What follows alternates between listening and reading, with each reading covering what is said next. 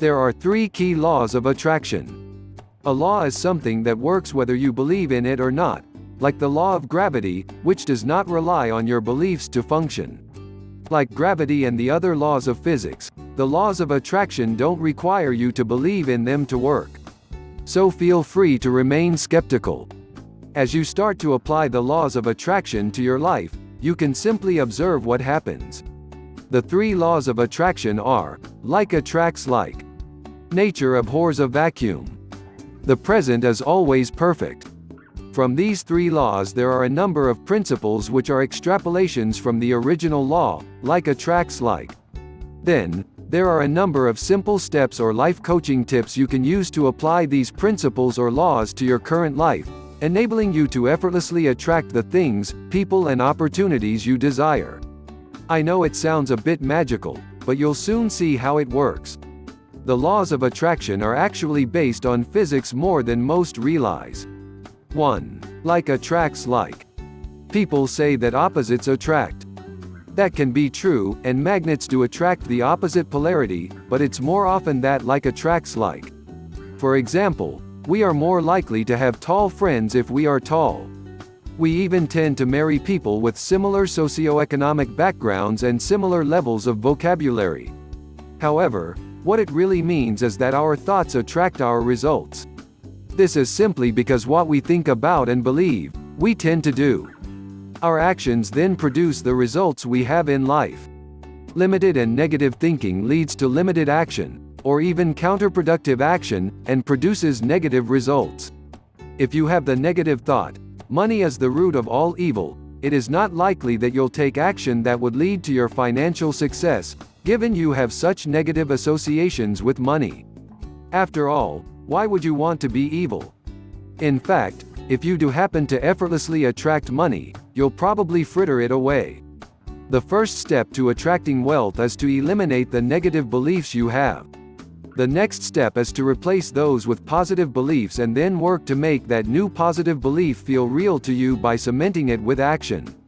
For example, you might open a savings account and every week deposit $100 while saying, "I'm effortlessly growing my wealth." It helps to remember that money is neither good nor evil, but simply a tool that can be used to create good in the world. You can use a hammer to build a house, or you can use a hammer to clock someone on the head. Try not to blame the tool. I've previously discussed a very critical corollary. The present is always perfect, and you can also perfect the present.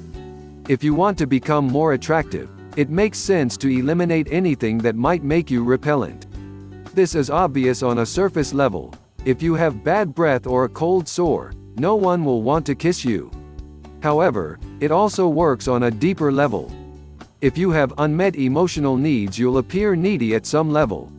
We all sense neediness and run from it instinctively. If you don't need it, you are more likely to attract it. Neediness in any form is inherently repellent. This follows from the law of attraction. Like attracts like, because a lack of something attracts more of a lack of something, just like negative thoughts attract more negative thoughts in a vicious cycle that is hard to break. This is why debt attracts more debt, savings attracts more money, and it is always easier to get a new job when you are currently employed. You don't need the job.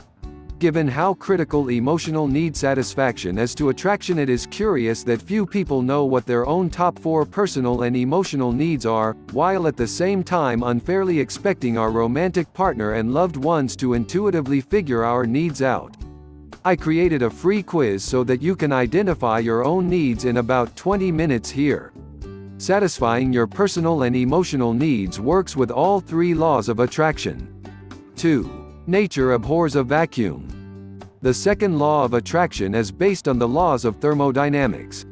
It is impossible to create a completely empty space because atoms are always bouncing around and immediately fill any empty space.